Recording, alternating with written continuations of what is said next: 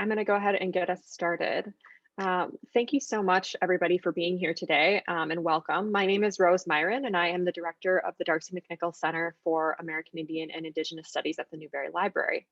Thank you for joining us for today's Keynote Roundtable, the Ayer Collection Past, Present, and Future, with Dr. Seonaid Valiant, Dr. OBrien, and Analú María Lopez. The program is the opening event for the two-day symposium, Documents from Colonial Mexico in the Ayer Indigenous Studies Collection, which is co-sponsored by the Newberry Center for Renaissance Studies and the Darcy McNichol Center for American Indian and Indigenous Studies. The symposium explores how modern audiences can recover pre-modern Indigenous voices and perspectives that have been obscured by colonization, and features a diverse group of researchers in art history, cartography, literature, and beyond. Each of our presentations tomorrow will feature specific materials from the collection, but today we wanted to open our symposium with a larger conversation about the Ayer Collection. So for those of you who are joining us who may be new to the library, the Newberry is an independent research library in Chicago with collections spanning more than 6 centuries of human history in Europe and the Americas. We have been free and open to the public since 1887, and we recently reopened our doors to a limited number of readers and visitors, and it's been lovely to see so many of you back in the library. Before I turn things over to our speakers, we would like to begin today's program with a statement about the Newberry's history that is especially relevant given today's conversation about the Ayer Indigenous Studies collection and recognizes the land on which the city of Chicago resides. As a part of our commitment to addressing the ongoing legacies of dispossession and settler colonialism, as well as our relationship with the city, the land, and the environment, the Newberry Library has written the following land acknowledgement in partnership with the Chicago American Indian Center. Located near the confluence of several waterways, the Newberry Library sits on land that intersects with the Aboriginal homelands of several tribal nations: the Council of the Three Fires, the Potawatomi, Odawa, and Ojibwe nations, the Illinois Confederacy, the Peoria and Kaskaskia nations, and the Miamia, Wea, the Kiwaki, and Meskwaki nations. The Ho-Chunk, Menominee, Kickapoo, and Mascoutin nations also call the region of Northeast Illinois home. Indigenous people continue to live in this area and celebrate their traditional teachings and lifeways.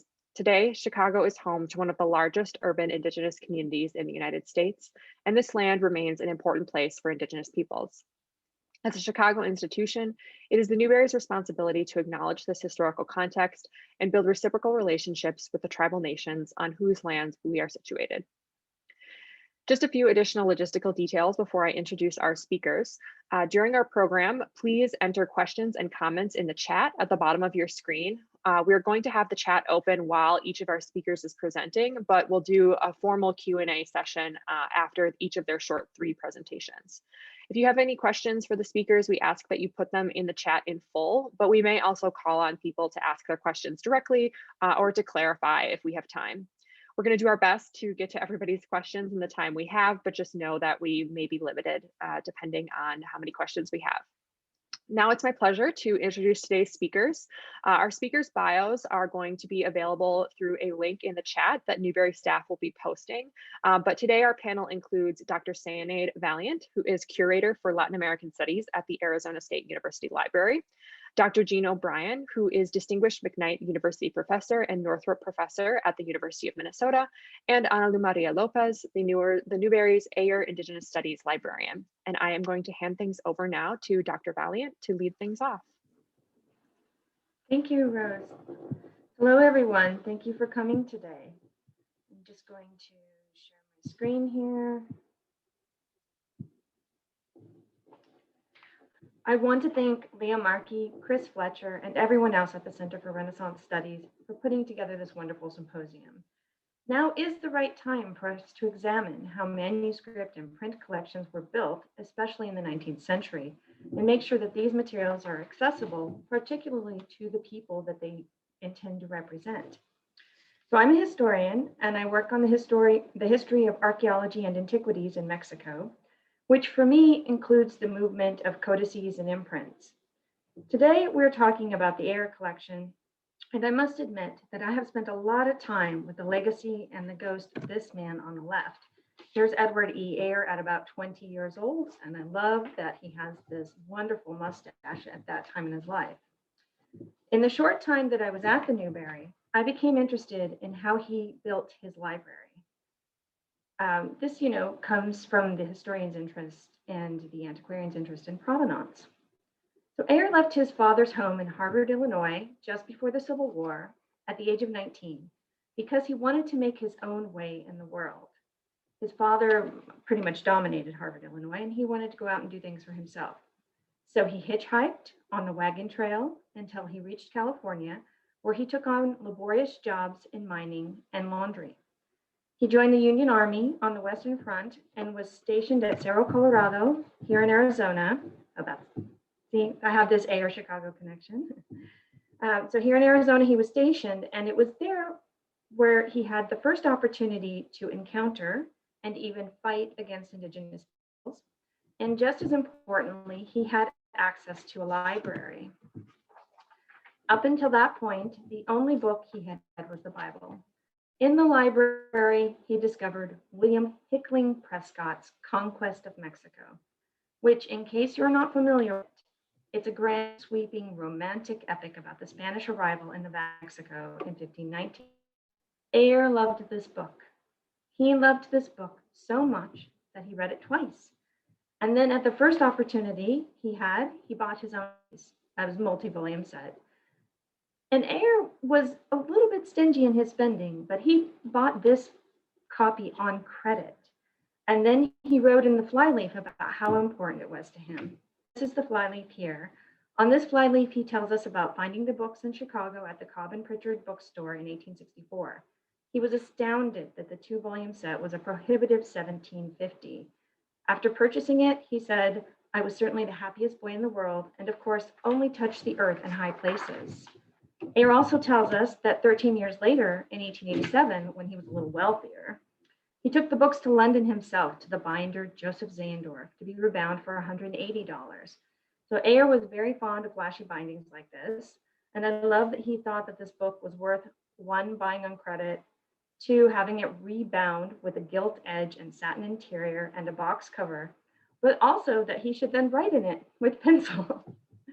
So Ayer loved this book so much that after he retired, he wrote his own biography in his own hand in the same sweeping style. He then had copies of that bound and sent to his friends, such as Julius Rosenthal, president of Sears, and Marshall Field of the store and the museum. And then he received letters of appreciation from them, sort of like an early form of social media. But this is how he shared his interest in books with Hubert Howe Bancroft and Henry E. Huntington as well. Ayer earned his wealth through lumber sales in the 1870s and 1880s. At that point, he began collecting materials on Indigenous peoples from North to South Pole and the Pacific Islands, and then later the Philippine Islands. Ayer was deeply interested in materials that were handwritten, particularly by the church and in Spanish. I don't know that he was Catholic. His wife often translated materials for him because she was fluent in Spanish, but he believed that the Spanish had colonialized Illinois, and for that reason, it was important to him to learn about them. Okay, you can think about that one. We see him here in 1894, already immersed in his collection of materials by Indigenous craftsmen and artists that he purchased himself and his books. This painting was painted by his nephew, Elbridge Burbank, who he sent out to paint over 4,000 portraits of Indigenous peoples. Ayer became a member of the Board of Trustees at the Newberry Library. He was also one of the founders of the Field Museum, as selections of his material were on display at the 1893 World's Fair. It seemed he was a cantankerous sort, and he threatened to resign from both the Field and the Newberry whenever he wanted to press a point, but he never left the institution. Because of his time in the military and his interest in Prescott's book, Ayer became interested in documents that reflected contact and conflict among Indigenous people and Europeans and later Americans. Starting in 1900, Ayer began donating items from his collection of 80,000 items on the history of Indigenous peoples in the Americas. Before he gave the collection to the Newberry, he was storing it in 3 different places in Chicago. In part, Ayer donated materials to the Newberry because he wanted someone to make a list of the books that he had, because he didn't actually know how many he had. Although he attached a librarian to the collection and he himself spent a lot of time with the materials, he himself went to this room here to work with the materials, Ayer never did get that list. In the end, I believe he gave about 50,000 items to the Newberry. The other items, about 30,000, were sold or lost when he passed away. and he gave over 1 million items to the Field Museum. The librarian that he attached to the collection was his own niece, Clara Smith.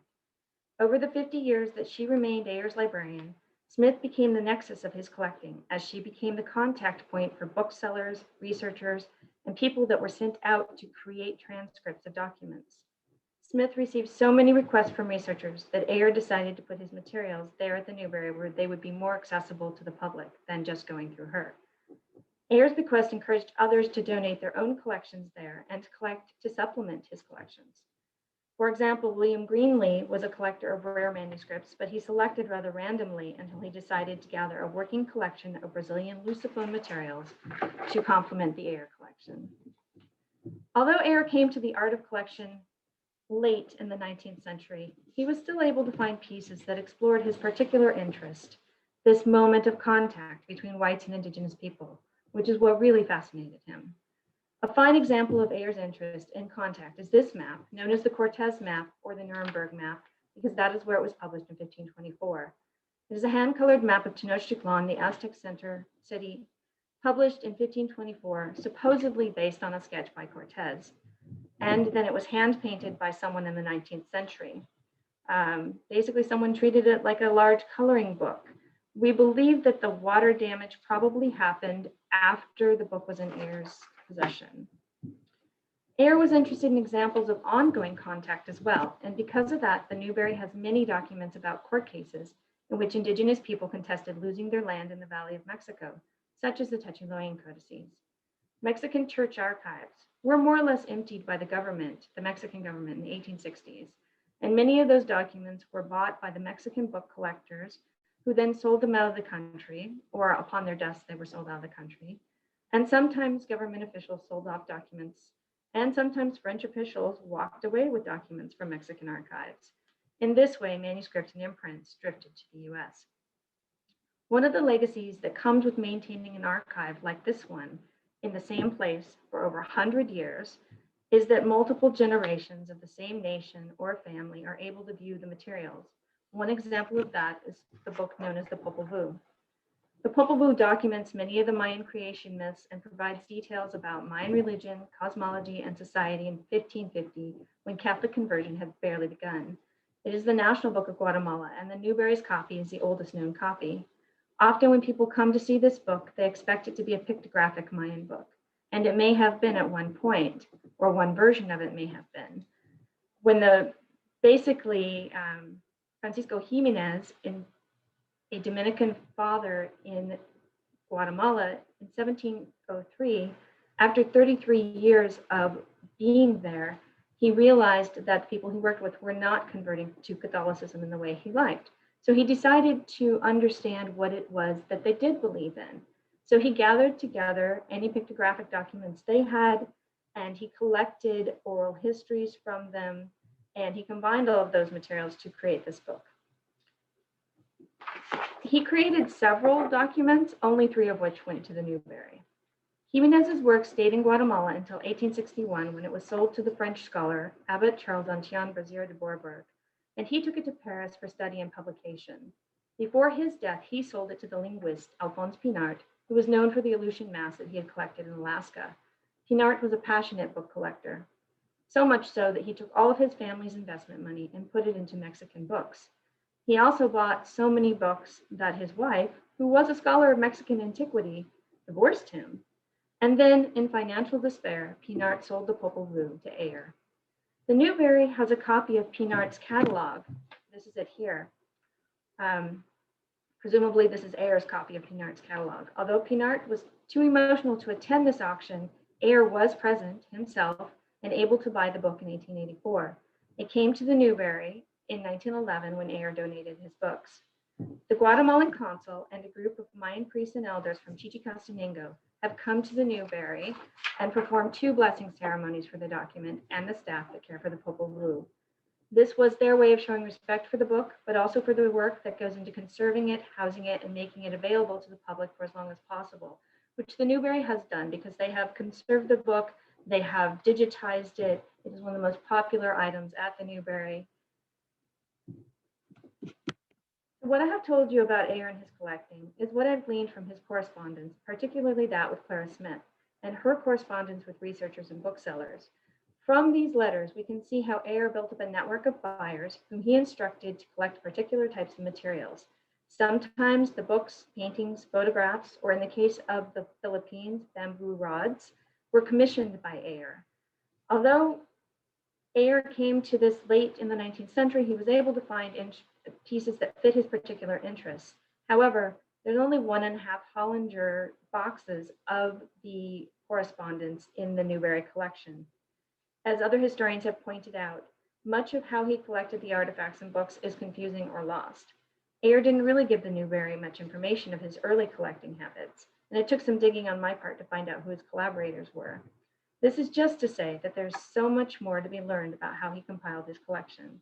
I hope that this helps to understand a little about how the collection began. Thank you for listening.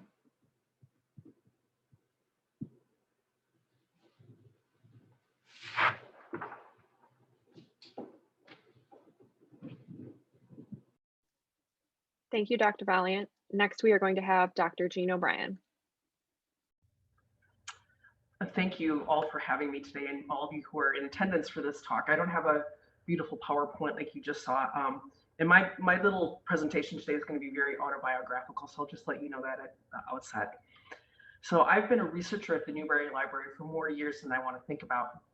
I made my first tentative excursions there from Hyde Park on the number 6 Jeffrey Express bus while a first-year graduate student in the history department at the University of Chicago. I had no idea at that time that that was the beginning of a lifelong relationship that included eventually securing a coveted carrel on the 4th floor near the McNichol Center for practically the entire duration of my graduate school years, where I rubbed elbows with all the movers and shakers in my field, Native American history, and formed friendships that have endured ever since. The Darcy McNichol Center at the time presided over an enviable roster of fellowships that helped build a vibrant and ever-changing scholarly community drawn to Chicago because of the incomparable collections housed in this wonderful building. My first bite at a fellowship came early on in my graduate school career, where I benefited from a tribal historian's fellowship supporting a month's research on Ojibwe history. At that time, one of the only ways to access the catalog of Ayer materials short of being in the building was through the published dictionary catalog of the Edward E. Ayer Collection of Americana and American Indians in the Newberry Library and its supplements, 2 volumes of which I scraped together the cash to purchase for myself. They're in my COVID sequestered campus office, so I can't hold them in my hands, but I can tell you they are orange, and that is how I first encountered the Ayer Collection. I confess, I don't remember what if I used, or rather more likely what I used from the Ayer Collection at that time, but it certainly contains a world-class collection of items ranging across language materials, missionary records, ethnographies, watercolors, photographs, diaries, government documents, and so much more for Ojibwe and other Indigenous histories and cultures on a global scale. In graduate school, I ended up getting distracted from my own Ojibwe history that I hoped to work on, and instead settled in for what I didn't realize then would be a long-term devotion to New England Indian history. I stumbled upon what I concluded was a mystery. In brief, the notion that New England Indians had somehow become extinct, a story that didn't make any sense to me. This led me to the missionized Indian community of Natick, Massachusetts, and a dissertation that drew on the social history methodologies so commonly in circulation at the time to reconstruct the community over 150 years and to argue that New England Indians did not, in fact, become extinct. Once again, I don't recall exactly what Ayer materials I used in the many years of researching this dissertation then book, but I'll never forget how beginning that project cemented a long-term relationship with John Aubrey, research library extraordinaire, and one's necessary expedition guide through the collections of the Newberry at the time. One day, when I was working in my carrel, he approached me. This sort of thing would happen to researcher with some regularity, and he asked, "Do you want to see our Eliot Bible?" This extraordinary item in the Massachusetts language is the first Bible published in the English colonies, the result of a translation project that brought together native experts in the Calvinist missionary John Eliot, who sponsored the establishment of Natick and other so-called praying towns. This involved the adventure of entering the vault containing the most precious of the Newberry's treasures. I didn't really process what a privilege this was until much later, but it did leave an indelible impression on me to hold in my hands that rare book that connected my work to the moment that more than 300 years earlier that I was trying to make sense of. Accessing the treasures of the Ayer collection involves working with the mediator, e.g. the research librarian charged with guiding the researcher to the gems they know about, and importantly, whole mines of gems that they didn't know were there. I spent countless hours on end combing through the finding system, which was in those days the infinitely complex card catalog system located on the 3rd floor along with the research librarians. As an aside, I loved and I miss the card catalogs, wherein slowly flipping through the drawers, one might discover adjacent treasures previously unknown to the user. But even more important to the research process were conversations with John, who held the keys to unlocking the treasure chests. He became the mediator between your questions, your hunches about research materials you wanted to ask for, and the full range of items that led to the big payoffs of discovery.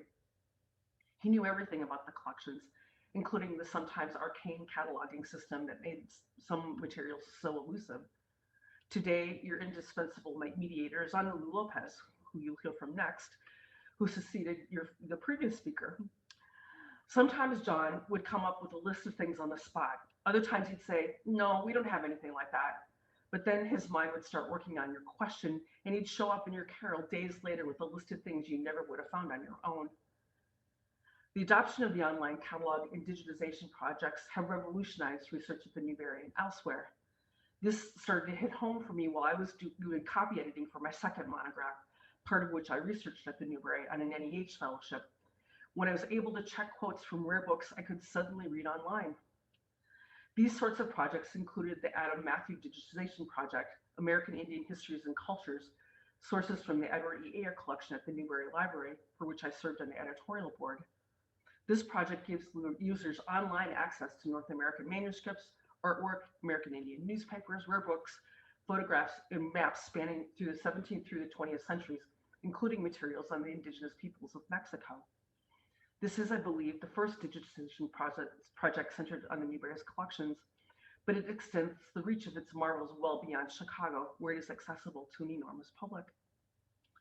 In recent years, having, I think, finally exhausted my research questions about New England Indians, I've started turning my attention back to Ojibwe history, though oriented a bit differently than when I started up graduate school. One summer when I was in residence co-teaching the Newberry Consortium for American Indian Indigenous Studies summer seminar for graduate students, I snuck away to the 3rd floor to ask John OBrien how I might go about figuring out what materials the Newberry might have to support this research. I mapped out the project, John took it all in, and he remained silent for a bit before saying, no, we don't have anything like that. A couple of days later, he showed up at my carrel with 2 printouts, one of a finding guide to Indian mission and school records from the Ayer Collection, and the other, a list of materials from the National Archives records for the White Earth Indian Agency. It was a classic moment that brought back lots of memories of my own and reminded me of the immense human and material resources of this amazing place. And before long, I hope to hit up Analú for a conversation about what she might lead to me as an expert guide. Thank you. Thank you so much, Dr. O'Brien. We are going to hear from Analú Lopez next. Hi, everyone. Thank you, Jean and Seonaid. And I just want to give a big thanks to the Renaissance Center, Leah, Rebecca, Chris, and everyone, and Rose for setting me up for the presentation. So I'm going to share my screen, but I'm also going to shut off my camera for a bit, and then I'll be right back right after I speak, just for, as we all know, Wi-Fi can be tricky. But okay, so I'm going to get us started here. Let's see.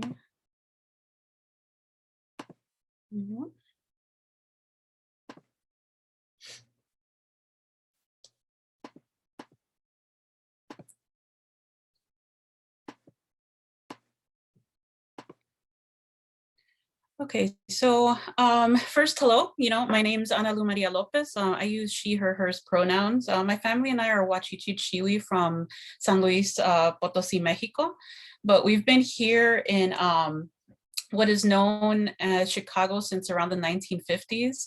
As you can see here, our lands are very different from this area, but my grandmother continued to grow corn in our backyard, as you can see in the photo right down below in the middle. she grew it in our backyard in the hood in the southwest area of Chicago. And I continue this tradition to this day. So that's my sprouting corn that's growing in back. But we chose intentionally to continue to live in the neighborhood of Little Village where I still reside. Through our family's migration, I have greatly benefited on this Indigenous land that, along with the larger region, has always been and continues to be home to many Indigenous people.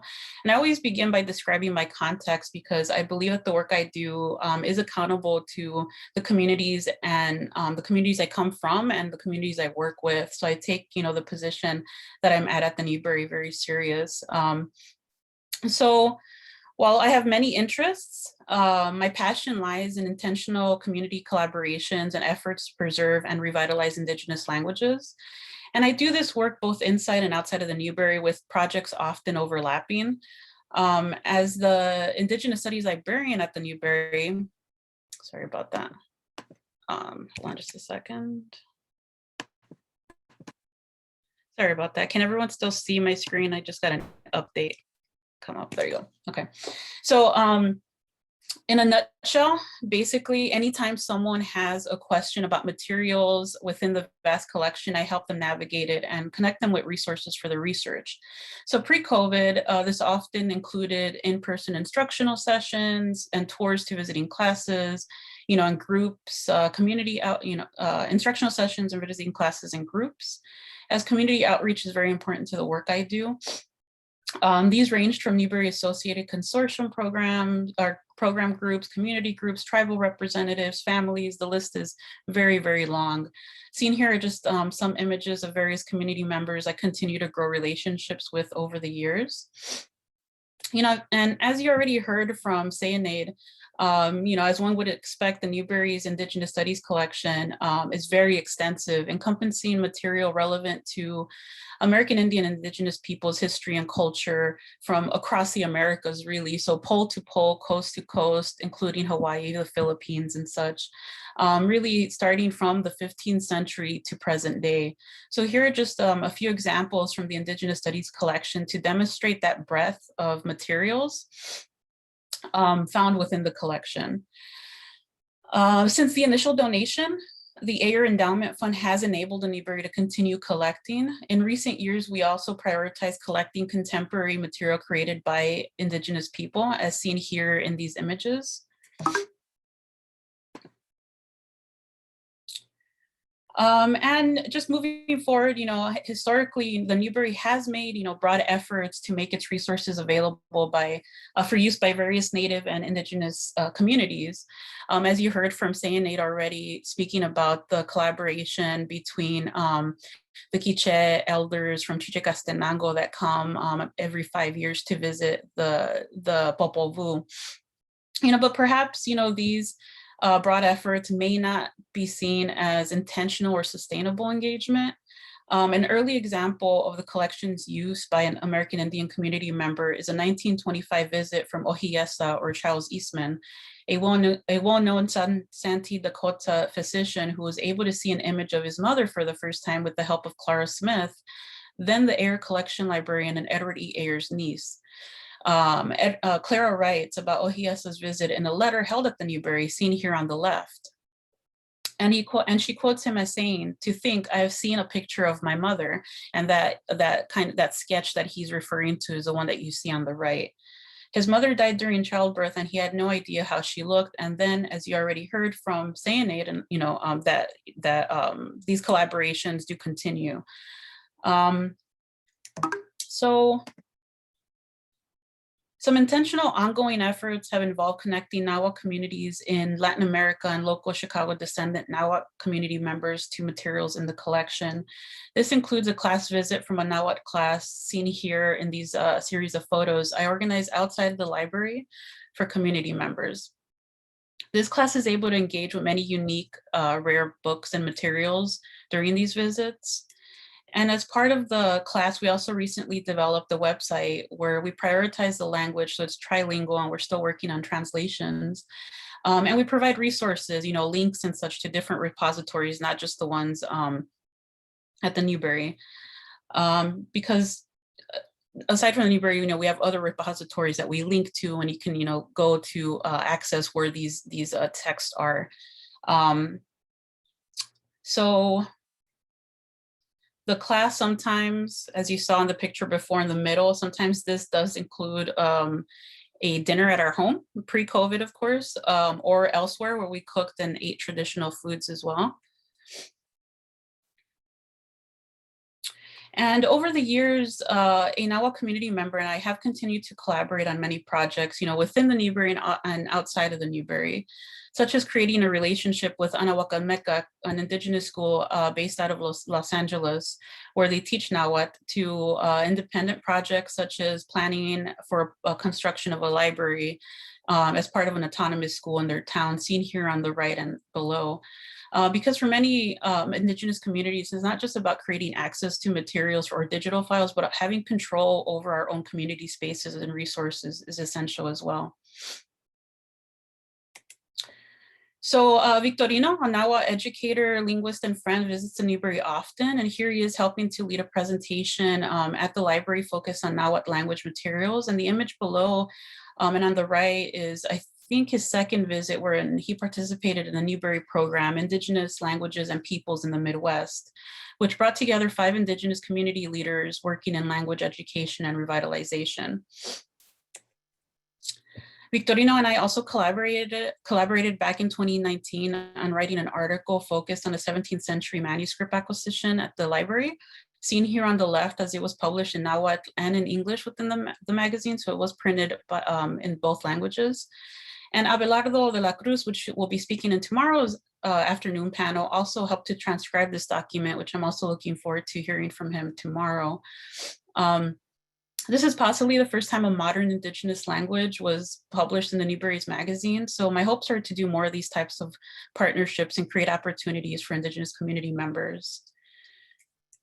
And finally, I've had the honor of engaging with many local schools and programs, such as Instituto Justice and Leadership Academy, which is a school based in Little Village, which is a restorative learning community that engages students through praxis to strive for self-actualization. And then on the top right, the Chicago Public School American Indian Education Program, which has also visited the Newberry a couple of times. And these kinds of engagements are important because they enable youth to interact with materials in the archives while also demystifying, special collections, breaking down barriers that exist within, special collection libraries like ourselves. Maybe, these types of interactions can also help maybe make a place like the Newberry less daunting. So we make every effort to collaborate, with different schools, different communities, and youth as much as possible. And our teacher programs at the Newberry does some amazing work within this realm as well. So those are just a few intentional, collaborations out of the many I've done over the years and still continue to do, being in this position. But recently, the Newberry, I also wanted to note this very important project that we've embarked on starting last year. But the Newberry was also awarded a grant to begin the process of doing more of these types of intentional collaborations with Indigenous communities through a multi-year ongoing initiative. And part of this grant project includes collaborating with 3 Native American communities, the Native American community, Chicago community, the Forest County Potawatomi and Santa Ana Pueblo communities. And this really is for the Newberry to learn about more about community needs and priorities. The project is designed to help the Newberry align, institutional policies and actions with Native perspectives, cultural practices, and knowledge systems. So a lot of great stuff happening at the Newberry. With that, there's a there's a lot of stuff happening, and Nika ni paki kampa nikan tlazokamate.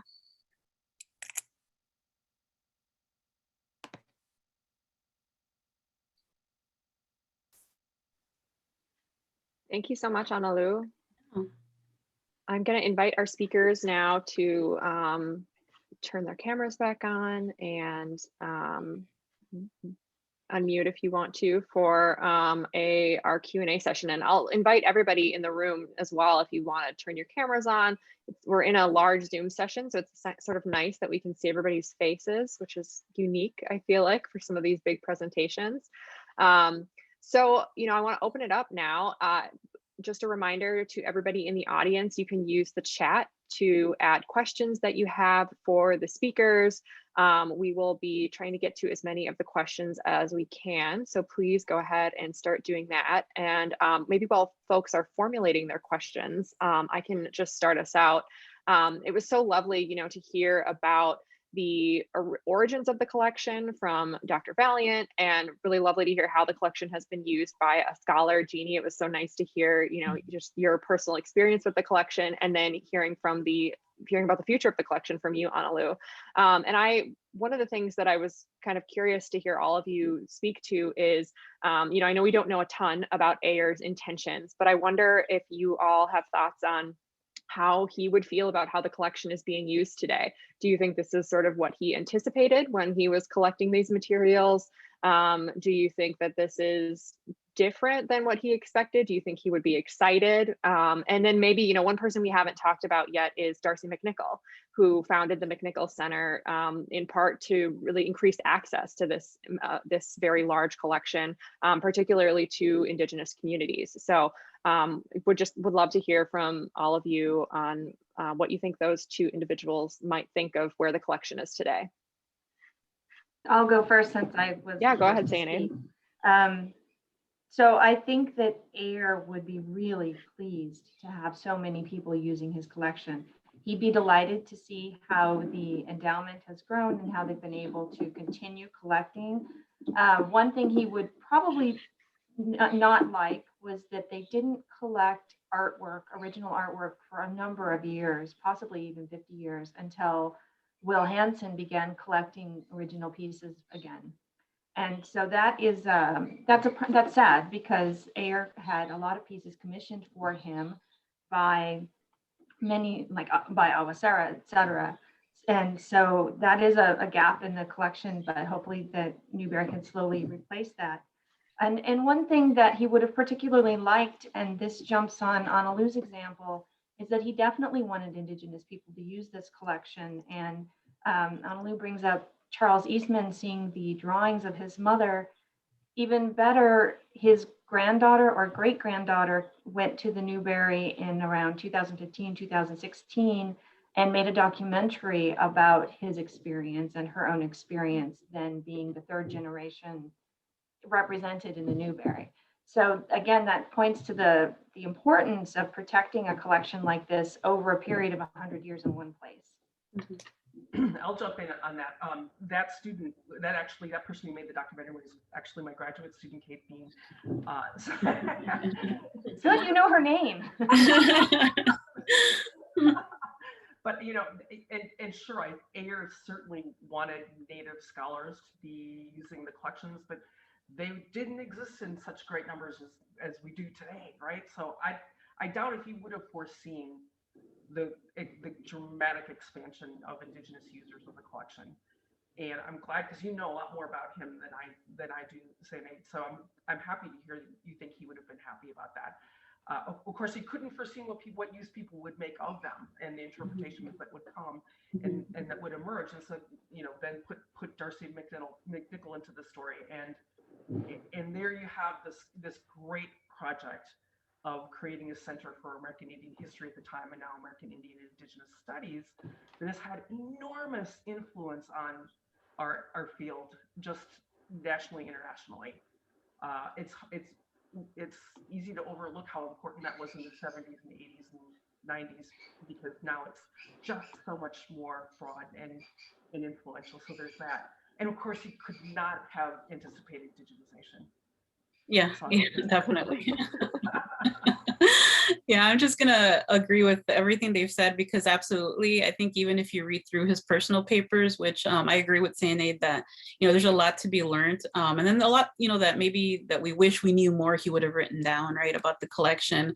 But you can definitely find out a lot and get inside his head, really, of his thinking and collecting scope and stuff through his diaries that we have, through his letters and correspondence, And I think he would have been, I agree, he would have been really happy that people are using it. But again, I don't think he would have known to what lengths people would be using it and what ways, how stuff would be interpreted or not, right? And I really think, like Jeannie said, that when the McNichol Center started and was founded in the 70s, that really helped to bring in community members and community perspectives, which I know we're hoping to kind of just with the future, that last slide I mentioned, and I'll just put out Rose is also part of that grant, so she's the one leading it. We're hoping to kind of bring that back, right, and bring the community to know that these resources are here for the community and for us that steward it, right, and help community connect to it. I lost my train of thought. I was going to mention something else about your question. Completely forgot, but it'll come to me later. But it was about the art, the art. Yeah, I would totally agree too. Like Will, when he started about 2014, 2013, he definitely started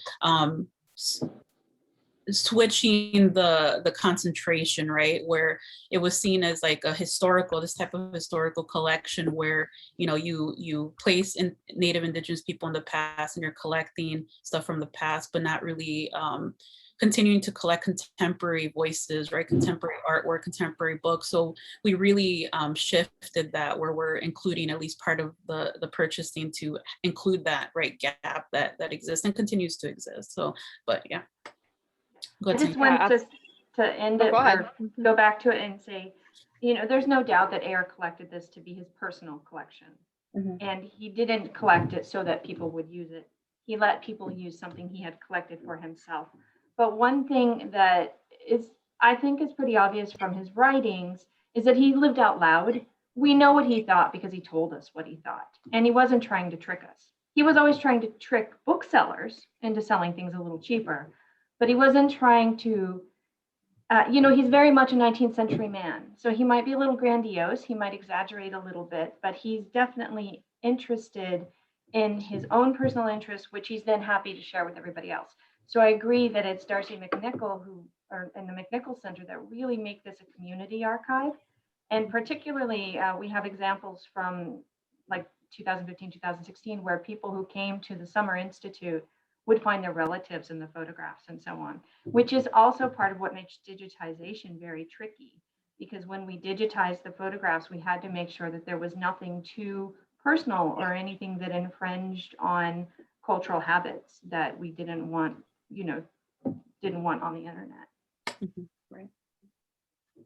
Yeah, absolutely. What you all have just been talking about with some of the artwork in the collection really connects nicely to one of the questions that we have in the chat. This is from Gabrielle Vale. And Gabrielle says, thank you for these wonderful presentations. I'm interested in the collection of Indigenous artwork. Does this only include paper materials or other types of art included, textiles, for example? And Analú, maybe you want to start this one. I think this may also connect to what the materials that Ayer donated to the field in some cases, I'm guessing. Yeah, definitely. So we are basically, we say a paper archive, right? Paper, so we're printed books, manuscripts, stuff like that. But early on, Ayer did do a lot of collecting, in the realm of material culture and stuff like that. So we did have at one point material that was then transferred over to the Field Museum, as maybe some of you on the call may know too. He was instrumental in founding the Field Museum. So a lot of those material culture items are at the Field Museum, but in the Newberry we don't have. Maybe the only thing I can think of is we have some skins that are within the collection, but those were also treated with arsenic and some other very poisonous materials. So we don't really, there's some weird not provenance, but just where they come from, really.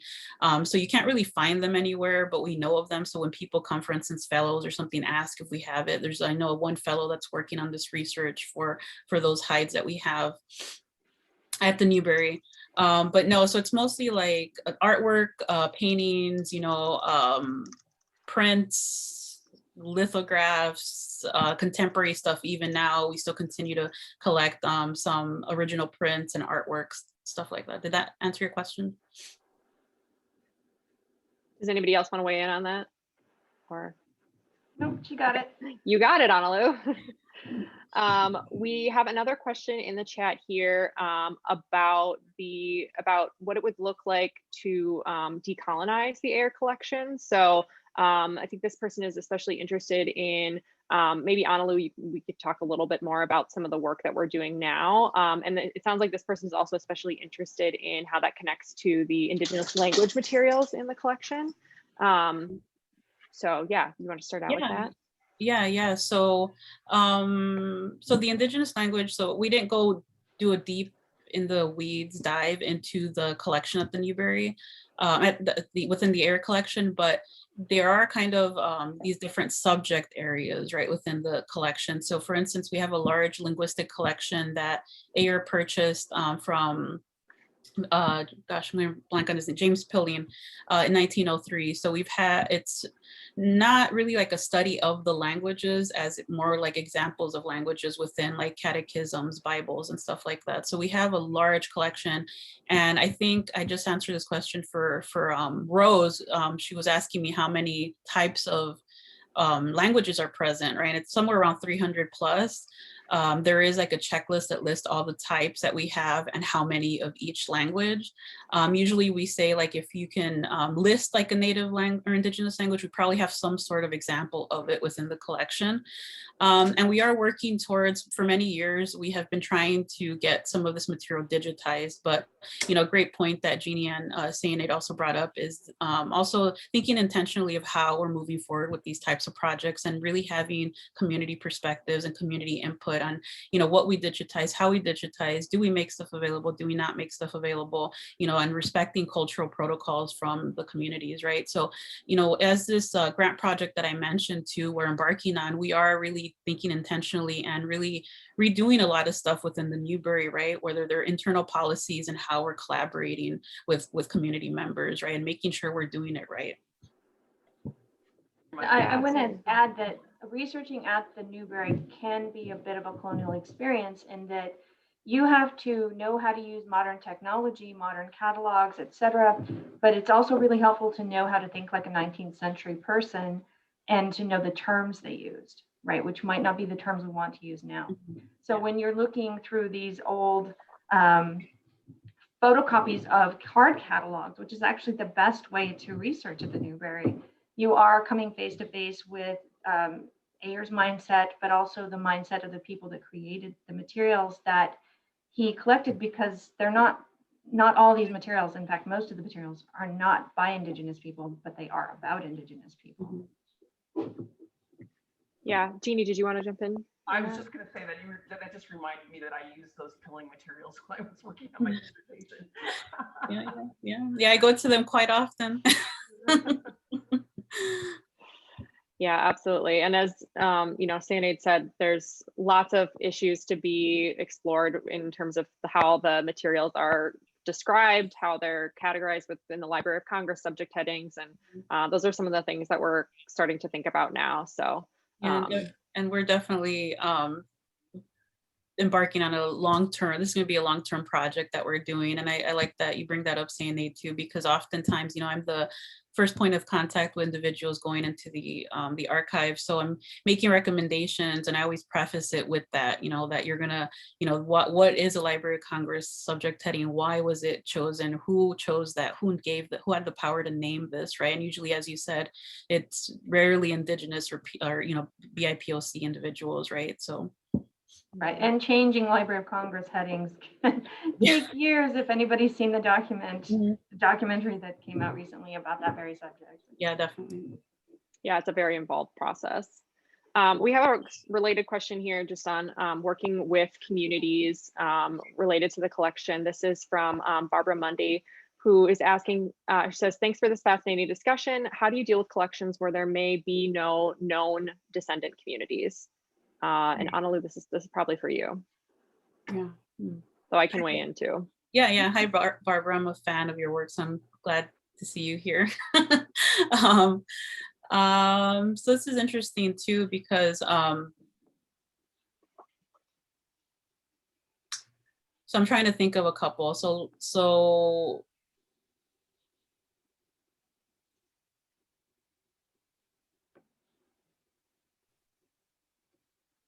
sorry, I'm trying to pick an example of something that's come up. Okay, for instance, like I've gotten a lot of reference inquiries, right, for communities that printed books mostly, right? So collection material that is difficult to find, so you have to weed through it and really dig to find some communities within it. So for instance, there's some community members that reach out to me from the area where my family's from, San Luis Potosi, and then people in Los Angeles that are asking for Chichimeca peoples, right?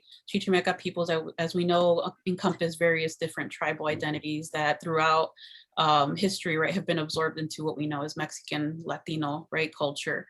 And I know we have examples of stuff on there, but that's a perfect example too of where we have books that are not maybe pointed to, the subject headings or anything isn't mentioned within them. So you have to dig through these sources to find material that's relevant to these communities.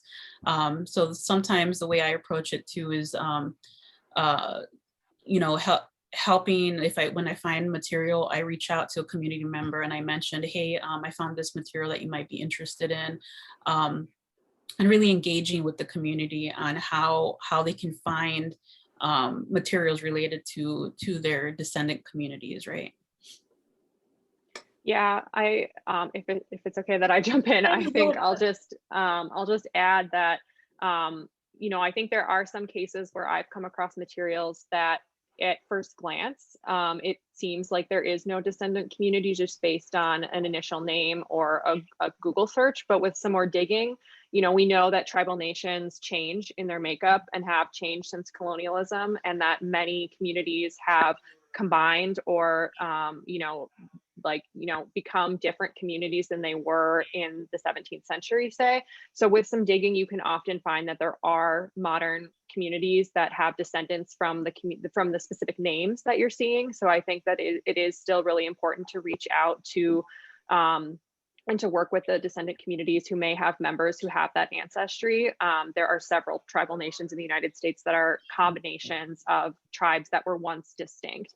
And I think, you know, something that we also come across quite a lot is a lot of the early materials, especially materials that were created by anthropologists, suggest that anthropological communities are distinct and separate from contemporary Indigenous communities. And I think it's important to recognize that that's really a product of, you know, biased anthropological research in many cases. And that I think it's incredibly important. You know, one of the things with one of our partners that we're working with now, Santa Ana Pueblo, that we asked them is, you know, what are some of these anthropological terms that are actually Pueblo people that are being categorized in these different ways, so that we could try to, you know, use some of these older anthropological terms to find materials that are actually about Pueblo people. So I think it's important to have those conversations with contemporary Native communities to, you know, learn some of the different ways that they've been described, and it takes some digging and it takes a lot of research to figure that out. But I think it's a critical part of the process to, you know, push back against some of those myths that suggest that Indigenous people have not always been here in the United States and are not connected to those communities. Yeah, go ahead, Jeannie, or Analú, whoever. I would just add that this idea of Indian extinction is important in this competition as well. I mean, there are communities out there that people just don't recognize. Yeah. And with good homework, you can figure those things out. Yeah. And I was just going to add, it's pretty similar too, because I think for a lot of what I'm seeing right now, a lot of people too in, you know, parts of Mexico that are trying to, you know, they're trying to basically say, hey, we didn't extinct, like a lot of these parts, a lot of these anthropological like studies and just essays and stuff that we've seen in the collection actually indicate, you know, which then gets transferred over to other, you know, academia or something like that, gets regurgitated to say, well, you don't exist anymore, right? So like if a human being could just stop existing, right, if that's really something that's possible. I think it's like, I agree, like, and I was gonna say, Rose, I totally slipped on the Santa Ana Pueblo, but I thank you for bringing it up, because I think that was extremely helpful. Like when out of the 3 communities that we've met with, we were having trouble, challenges, I should say, to find resources for them that directly relate to the community. But having those conversations with them really helped me also. Like I learned just as much too, because, you know, I'm not going to sit here and say I know everything about every Native community, right? I'm constantly learning too from the communities themselves, because it helped me look through the catalog and look for terminologies that they said, hey, this region, this sacred place or something that we can look for, these types of plants in the region. It's really helped us to find more resources for the community members. Absolutely. We have another question here about a little bit about the scope of the collection. I think this will tie to the rest of the symposium tomorrow. So this is from John Scott, and John is asking, does the collection contain material from South America and the Antilles? Yes. Yes. Do any of you want to say a little bit about sort of the scope and any materials that stick out to you that would be particularly relevant? Well, it does have materials from South America. Mostly they are about exploration, some maps. The majority of materials related to Latin America are related to Mexico or the islands. And in particular, there are 4,000 manuscripts from Mexico, from the colonial period. And Analú, do you want to talk about the part that relates to the United States, maybe the Philippines? Oh yeah, so for the Philippine collection, we do have quite a lot of material to just, linguistically speaking, like indigenous language books. We have a large photograph collection as well. I know Ayer did embark on a project with to have like copies too of transcripts. So that's something that I point to individuals too. We have, Ayer wasn't just interested in also like primary source material, but copies of copies essentially, right? So we do have a large also transcript collection that I point people to often. Individuals come and they're like, they can't really make a trip out to, let's say like Spain or something, or AGN over in Mexico. So those, we also have that collection there. And for the Philippine collection, again, quite vast. So what I'm going to do too is share my email with the chat, and feel free. Hopefully I don't get like all 90 of you at the same time, but I will answer your question more in detail on what types of materials we have. Thanks, Analú.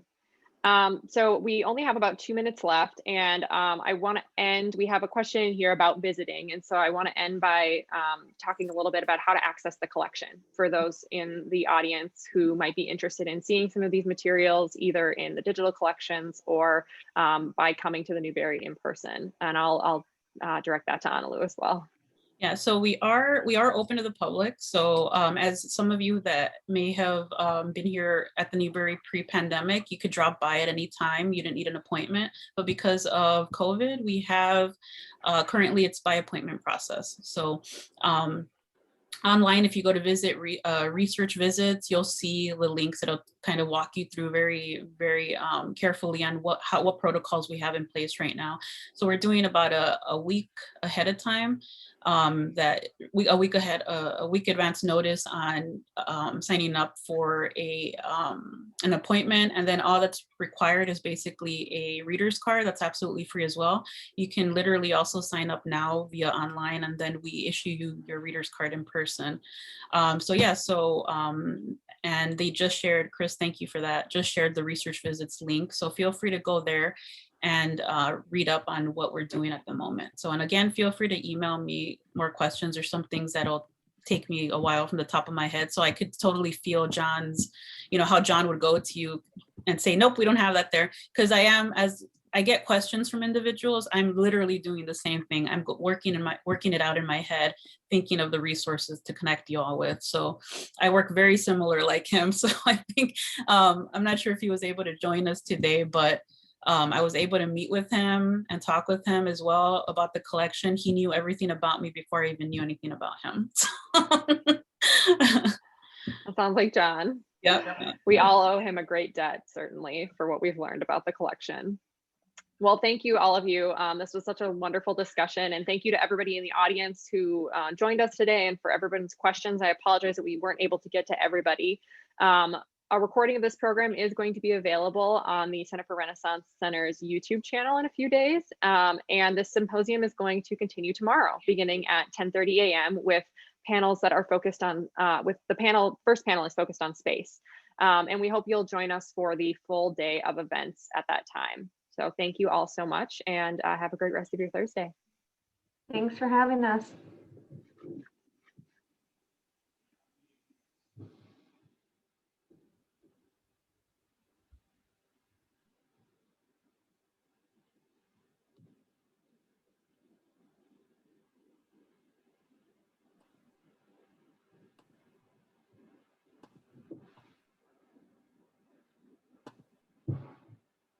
Chris, is the recording still going?